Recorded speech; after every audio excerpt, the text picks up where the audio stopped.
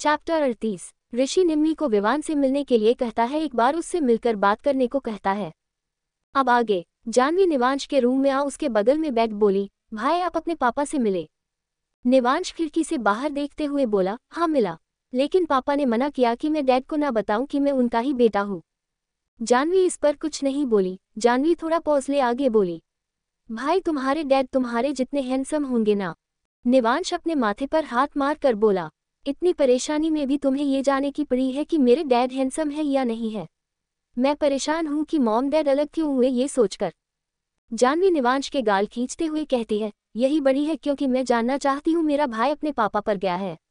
मैं जानती हूँ कि तुम्हारी शक बुआ जी पर बिल्कुल नहीं मिलती। निवांश सर हिलाकर बोला, चलो नीचे चलकर कुछ खाते हैं। इतना बोल दोनों ही भाई बहन रूम से निकलकर नीचे किचन की ओर आकर एक सर्वेंट से कहते हैं, हमें भूख लगी है। इतना कहकर दोनों ही डाइनिंग टेबल पर बैठ जाते हैं। वह सर्वेंट कुछ ही देर में दोनों के लिए खाना सर्व करती है। दोनों ही मजे से खा रहे थे। तब निशिका रेलिंग के सहारे ऊपर खड़ी उन दोनों को देख रही थी। निशिका अपने मन में बोली, मैं बताना चाहती हूँ तुम्हारे डैड को तुम्हारे बारे में, लेकिन मुझमें हिम्मत नहीं है उनका सामना करने की। इतना कह अपनी आंखें बंद कर लेती है। कपूर मेंशन। सभी डाइनिंग टेबल पर बैठे डिनर कर रहे थे। वेदू विवान की गोद में बैठी उसके हाथ से खाना खा रही थी और वह आज स्कूल में अपनी और निवांश के बीच जो भी कुछ हुआ, फ्रेंडशिप हुई, बात हुई, सब कुछ बता रही थी। वेदू विवान के गाल खींचते हुए बोली, डैडू आज मेरा नया दोस्त जो बना है ना, उसकी गाल बिल्कुल आपके जैसे हैं और उसकी आंखें भी बिल्कुल आप पर गई है। विवान वीनू के मुंह में खाना डालते हुए बोला, तुम भी ना अजीब अजीब बातें करती रहती हो, चलो चुपचाप खाना खाओ। कुछ देर बाद वेदू और विवान के कमरे में थे। वीनू वेदू को विवान के रूम से लेने आती है। वीनू विवान की पीठ पर बैठी हुई थी और विवान अपना लैपटॉप में काम कर रहा था। ये देख वीनू वेदू को विवान से अलग करते हुए कहती है, चलो आज मम्मा के पास सोना है, इसको कम करने दो। लेकिन वेदू मना करते हुए बोली, नहीं मम्मा, मुझे डैडू के पास ही सोना है। वीनू वेदू को घूरते हुए बोली, सुनाई नहीं दिया मम्मा ने क्या कहा? तुम एक बार में मेरी कोई बात सुनती क्यों नहीं हो? कुछ ज्यादा जिद्दी होने लगी हो आजकल। इतना कह वह जबरदस्ती वेदू को विवान से अलग कर अपने रूम में ले जाती है। पूरे रास्ते वेदू अपने हाथ पैर मार रही थी वीनू की गोद से उतरने के लिए। वीनू वेदू को अपने रूम में ला बेड पर बैठाते हुए कहते हैं, क्या प्रॉब्लम है तुम्हारी? क्या तुम्हारे मम्मा पापा नहीं है? मर गए हैं हम। जब देखो उसे डैडू डैडू करके उस विवान कपूर के पीछे पड़ी रहती हो। कभी तो हमें भी समय दे दिया करो।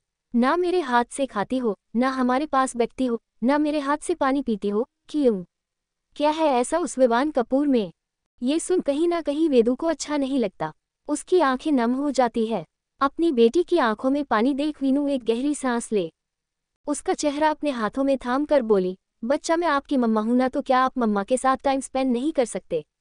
मम्मा भी चाहती है ना कि उनका बच्चा उनके साथ टाइम स्पेंड करे। वेदू अपने हाथ बांध कर बोली, नहीं, क्योंकि आपने मुझे नहीं बताया था कि डैडी किसकी बातें करते हैं। कौन है वह?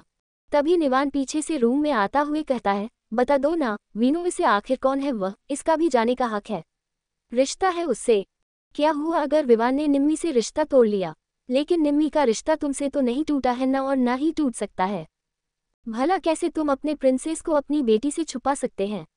वेदू निवान को देख बेड से उतरकर दौड़कर जाकर निवान की गोद में चढ़ जाती है। निवान अपने बच्चों के आंसू साफ कर उसे अपने सीने से लगा उसके बालों को रब करते हुए बोला, ऐसी रोते नहीं है, आपको पता है ना मम्मा जल्दी गुस्सा कर देती है। तो मम्मा जो कहती है वह आप एक बार में अच्छे बच्चे की तरह मानती क्यों नहीं? वेदू मासूमियत से बोली, लेकिन पापा आपको पता है ना मैं डैडू के पास सोता हूँ, तो मम्मा मुझे यहाँ क्यों लाए? निवान वेदू का चेहरा पीछे कर उसके आंसू साफ करते हुए बोला, मम्मा बस आपके साथ टाइम स्पेंड करना चाहती है, तो आप मम्मा के साथ थोड़ी देर खेलो और उसके बाद डैडू के पास सोने चले जाना जब आपको नींद आए, लेकिन अभी मम्मा और पापा के साथ टाइम स्पेंड नहीं करोगे आप। इतना बोल निवान अपना चेहरा दूसरी ओर कर लेता है।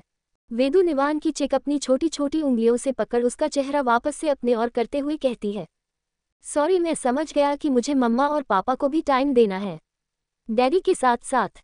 निवान वेदू को बेड पर बैठा देता है और फिर वीनू को भी इशारा करता है शांत होने का।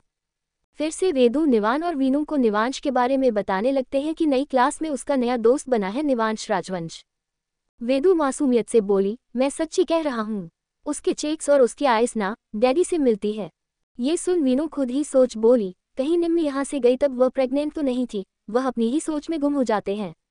लेकिन वीनू फिर खुद को समझाते हुए कहते हैं, नहीं नहीं, ऐसा होता तो वीनू हमारे पास वापस आती। वह ऐसे कैसे विवान को उसके बच्चे से दूर कर सकती है। मेरी वीनू बहुत समझदार है, वो ऐसा कुछ नहीं करेगी। दूसरी ओर वासु अपनी कार वेदा के अस्पताल के बाहर रोकता है। वेदा न्यूरोसर्जन थी। वासु काफी देर वहीं खड़ा रहकर कार के पास टेक लगाकर खड़ा हो जाता है और वेदा का इंतजार करता है। करीब आधे घंटे बाद वेदा अंदर से अपने हाथ में डॉक्टर का कोट लिए प्लेन सिंपल सी साड़ी में बाहर निकल कर आती है। वह चेहरे से थके हुए लग रही थी। उसका चेहरा मुरझाया हुआ था। एक हाथ उसकी गर्दन पर था। वह अपनी गर्दन को मालिश करते हुए बाहर आ अपना एक हाथ से कान पकड़कर वासु से सॉरी बोलते हुए कहते हैं, सॉरी वासु, वो अचानक से एक पेशेंट की तबीयत खराब हो गई है, मुझे इतना टाइम लग गया, सॉरी। वासु वेदा के सर पर हाथ रखकर बोला, कोई बात नहीं, चलता है। अब वैसे भी मेरी बीवी की रिस्पॉन्सिबिलिटी कम नहीं है।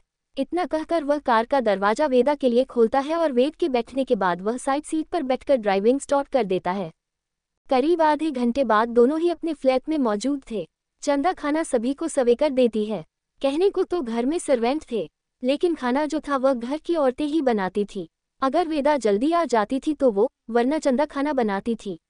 चंदा वेदा की थाली में ज्यादा खाना रखते हुए उसके बालों को सहलाते हुए बोलती है, अच्छे से खाना, पता नहीं मेरे बच्चे ने अस्पताल में कुछ खाया भी होगा या नहीं, पेट भर के खाना और चाहिए तो और खाना।